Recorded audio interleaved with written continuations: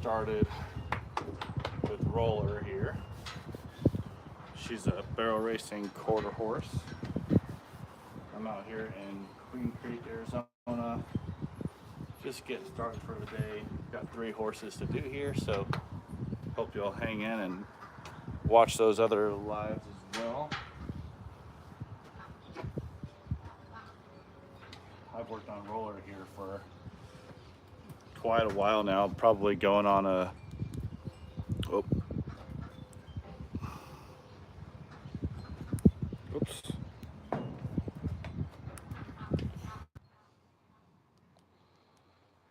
All right. Good morning, everybody. Just getting started on Roller here. She is a barrel racing quarter horse. I've worked on her for probably going on a year now, if not just a little bit longer. Usually super sweet, very willing to let me do what I need to do for her.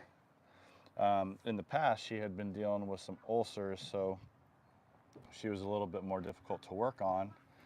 And she's also had some SI joint issues in the past, which she's gotten taken care of. So she's feeling pretty good now, much more agreeable during the adjustment. Loves her scratches, as you can see right there. Oh, there's a good girl. So this is a maintenance adjustment for her. She's seen about once a month or so. There's a good girl. Oh. So she's very familiar with me. I'm super familiar with her. So the maintenance adjustments don't take quite as long as the first visit adjustments, obviously.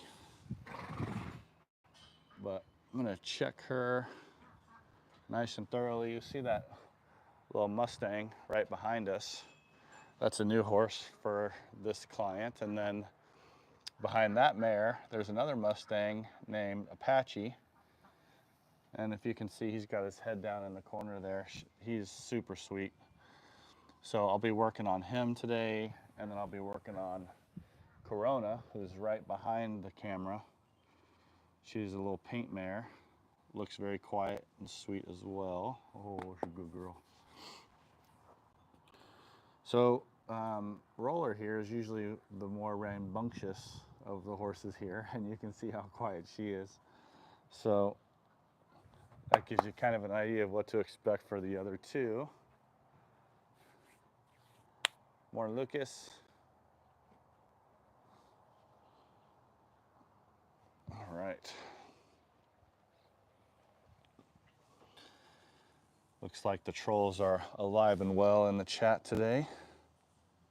So I'm just going to bring her back up. Oh, there we go. Nice little release in the low back there. There's a good girl. And she's usually pretty sensitive in her SI joints, so anytime I hit those reflexes, you get a little bit of a reaction at her. Yeah, she's a super nice quarter horse, super sweet. Thank you, Oprah. Awesome. Alonzo, what's up? Thank you for watching. All right, Jerry, have a good day, buddy.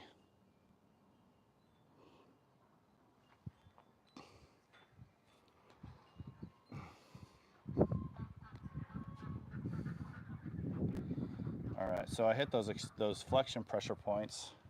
I'm gonna put her into extension back here. There we go. So typically, if your horse has sore SI joints and you hit those extension pressure points back there, and that's what causes the pelvis to rotate down and forward, which is what the SI joints do when she brings her legs back behind. When you rotate that pelvis down and forward with those pressure points, you'll usually get a pretty big reaction, a pain reaction if they're hurting back there. So it's great to check the SI joints with those pressure points, but usually you won't get a pain reaction in flexion. You'll get a pain reaction in extension if they're hurting back there. Let's see. So that's why I use these pressure points, because it just gives me a really good idea of how they're willing to move, and if there's any any discomfort in the joint and in the muscles that control the joints, because by hitting those pressure points, you're causing a reflex response where the muscles are actually doing the work to move the joint. So if she reacts in any way, like it's painful, then I'll check the joint with manual palpation, or I'll just go through the muscles and see if she's sore in any of the muscles that control those joints.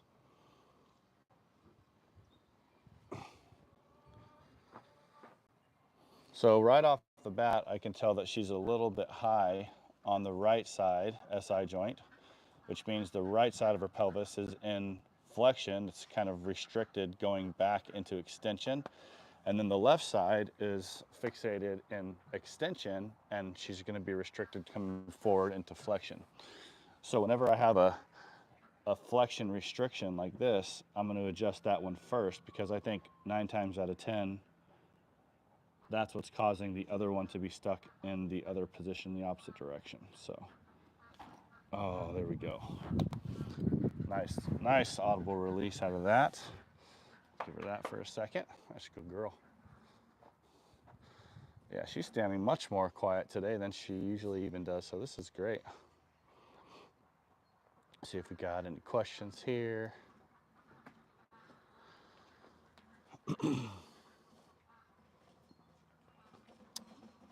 Pia or Paya, you can do some massage on your horse. You can do some stretches. You know, obviously, if you have any bute or equiox around, you can give your horse some of that to try to take away some inflammation. But on your own, it's kind of difficult, especially if you don't have the training to determine where that pain or discomfort is coming from. All right, so got that left side SI joint adjusted. I'm gonna put her back so she puts weight on both feet. There we go, that's perfect.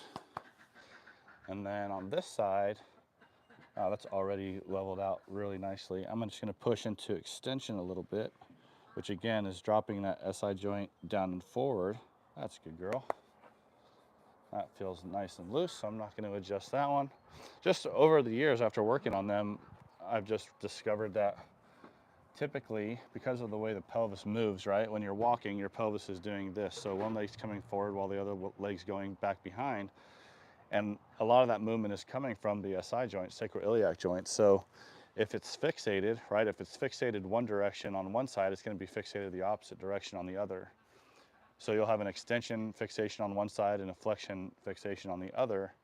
And typically, I think that it's the extension fixation which causes a flexion restriction. That's the side that needs to be adjusted more times than not. So I'll do that first, and then I'll recheck the other side. And usually the other side's fine after I adjust that flexion restriction, which is what I did on this left side. She was restricted on flexion, which means she was restricted coming forward with that left hind leg, and which makes her restricted going back behind in extension on the right. Awesome. So I'm gonna hit some pressure points in her shoulders and get her to come around and touch my finger. Almost. There we go. That's a good girl. And she's super smart, and because I've worked on her for a while, she starts to anticipate what I'm going to ask her to do. So you can see, like, when I get into position, her tendency is to just start going over there. She's not doing it correctly, but she's trying. So I'm going to do that again, but I'm going to have her start with her head up and have her rotate around and touch. Let's see.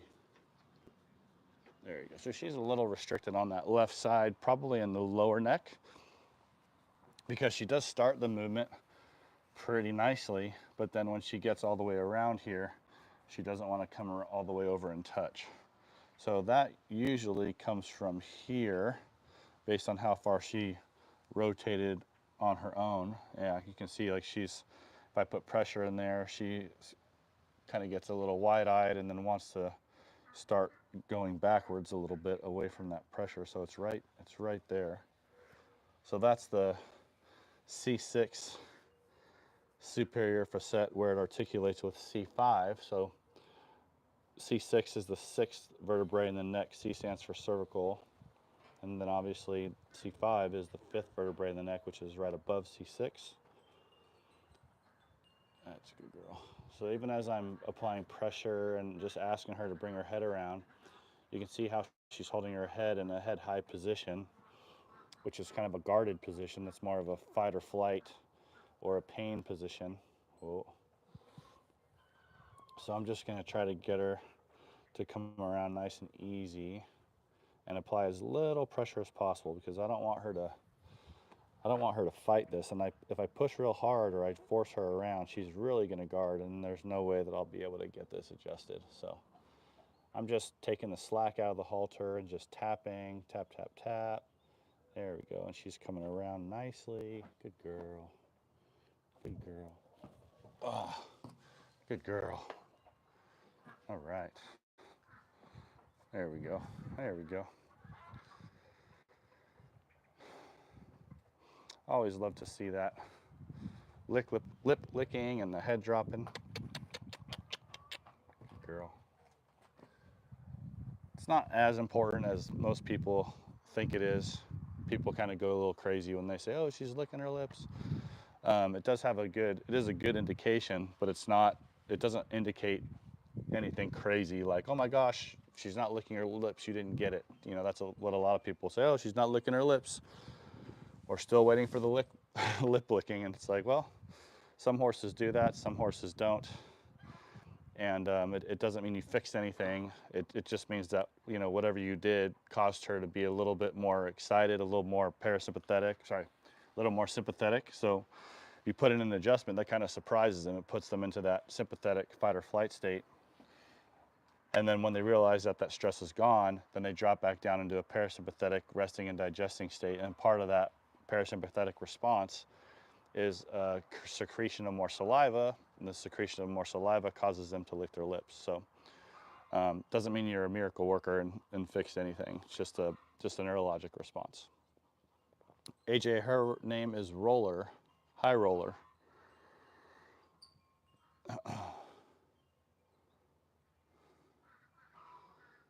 Yeah, Vicky, she's pretty horse. She's super chill. See that?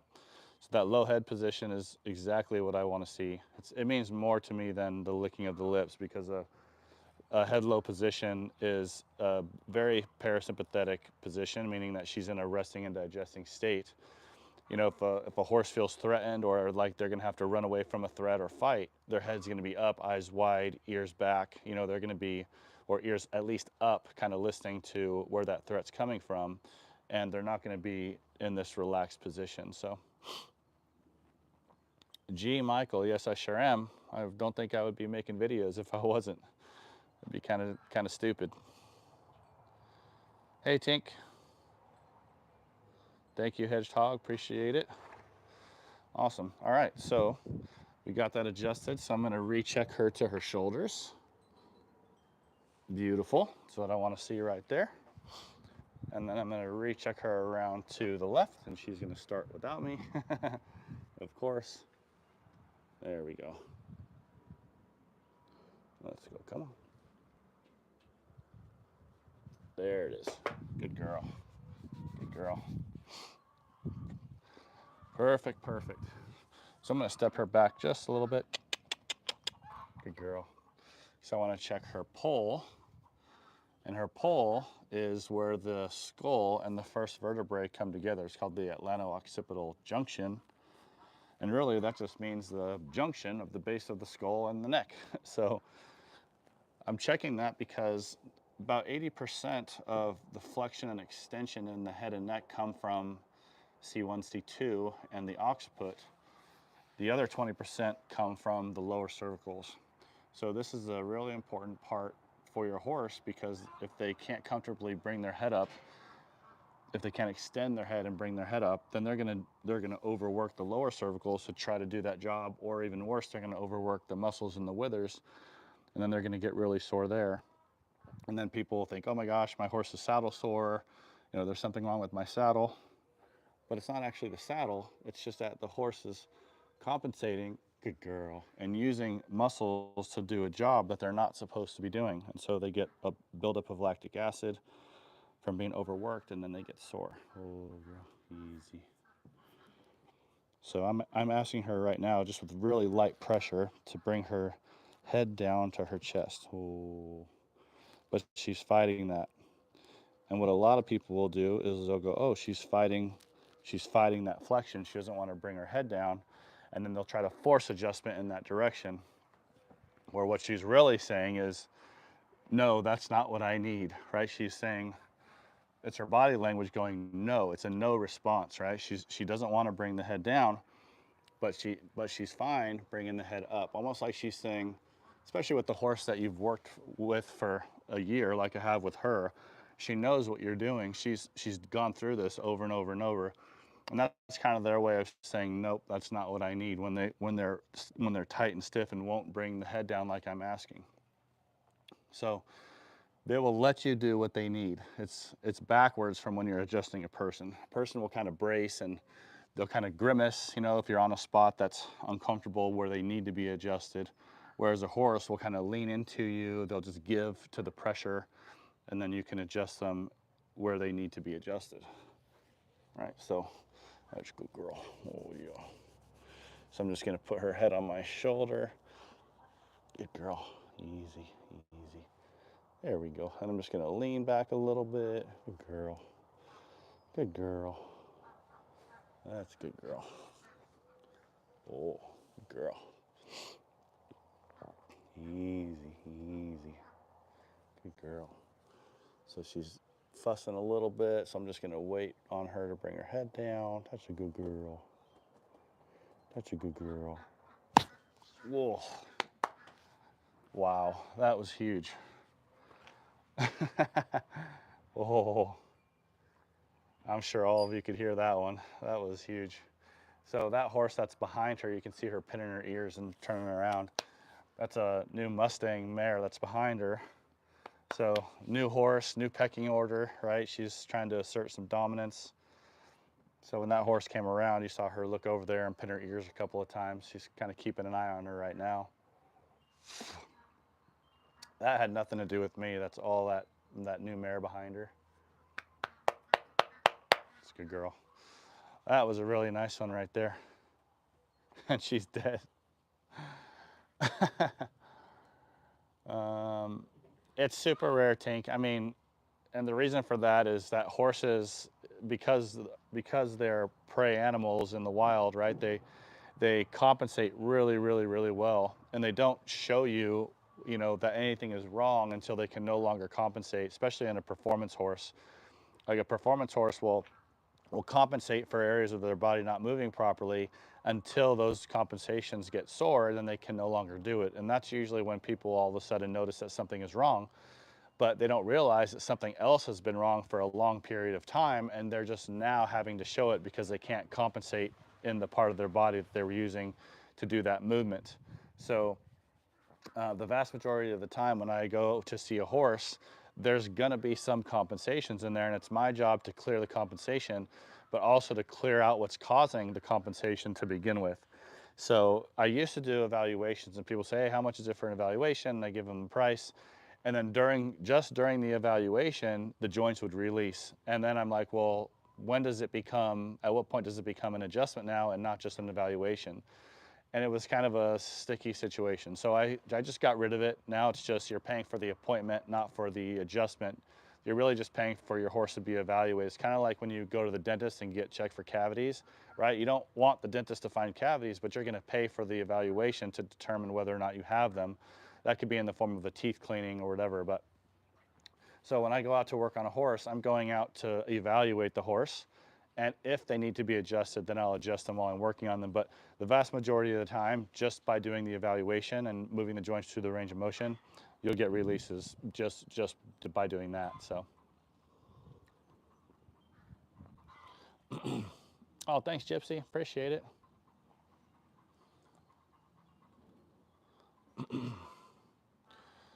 All right. Sweet.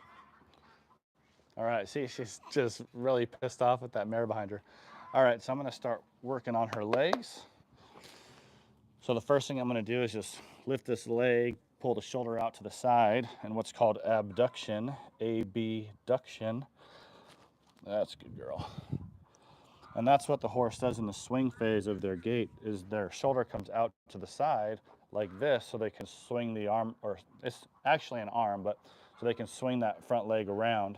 Otherwise, they'd be walking like this, like toy soldiers, right? So they have to have some swing in that shoulder to the outside.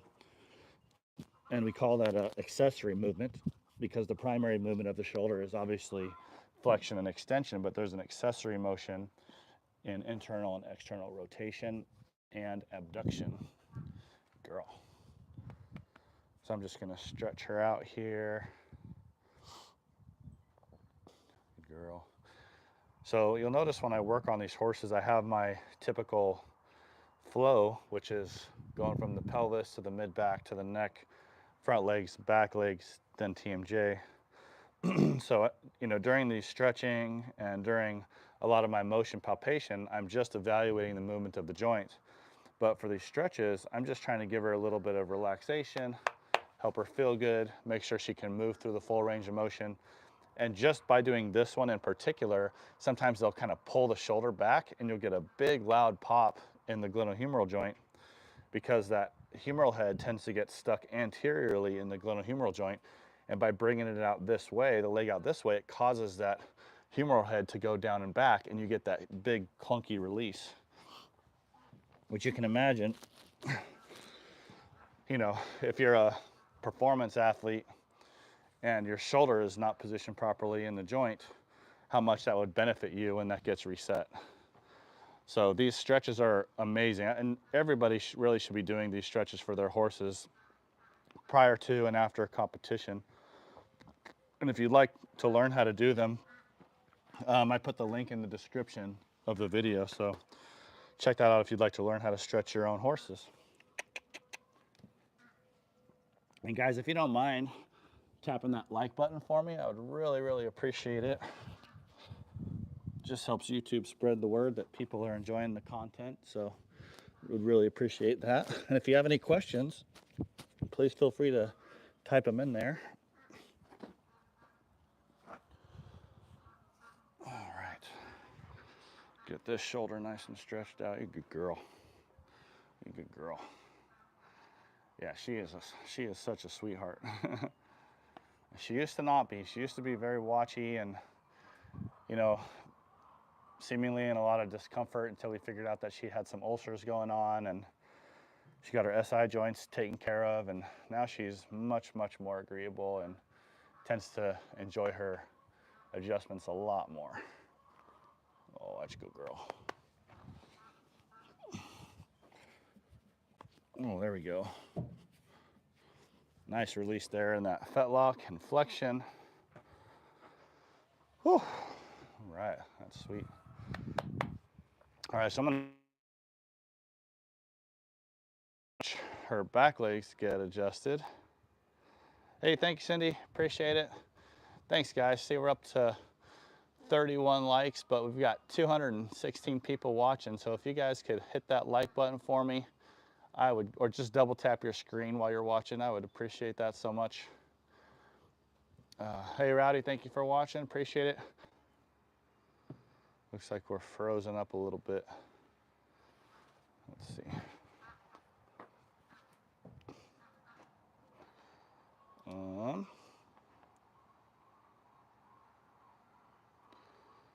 Well, the numbers are still going up, so maybe it's just frozen on the video on my end. Hopefully you guys can still see it. I'm gonna rotate her around.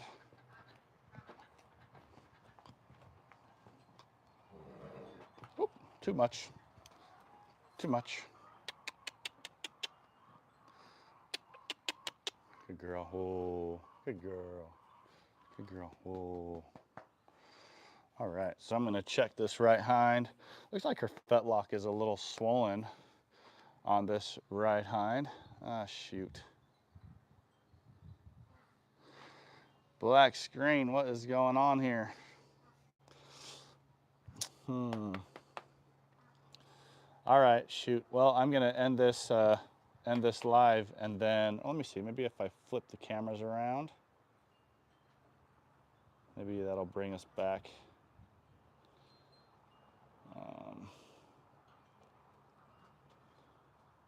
Shoot.